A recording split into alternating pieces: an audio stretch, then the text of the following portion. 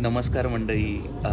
मी आता आलो आहे बाहेर इथे रेस्टॉरंटमध्ये डिनरसाठी आणि इथे बघतोय तर काय की हे बघा, इथे कधी येतो ना रेस्टॉरंटमध्ये तर इथे बर्फाचं थंड पाणी देतात. म्हणजे लिटरली बाहेर फ्रीझरसारखं थंडी आहे, म्हणजे -4 डिग्री -5 डिग्री आहे. पण ह्यांना कुठेही गेलं तरी बर्फाचं थंड पाणी प्यायचं असतं. आणि जर बर्फ नसेल तर एवढं गार पाणी असतं की तर कधीही बर्फ होऊ शकतं. मला काय कळतच नाही यांचं की बाबा नक्की काय प्रॉब्लेम आहे यांचा. थंड पाणी का पितात एवढ्या थंडीत पण? म्हणजे आपण गरमीत पण एवढं थंड पित ना, तेवढं हे थंडीत थंड पितात.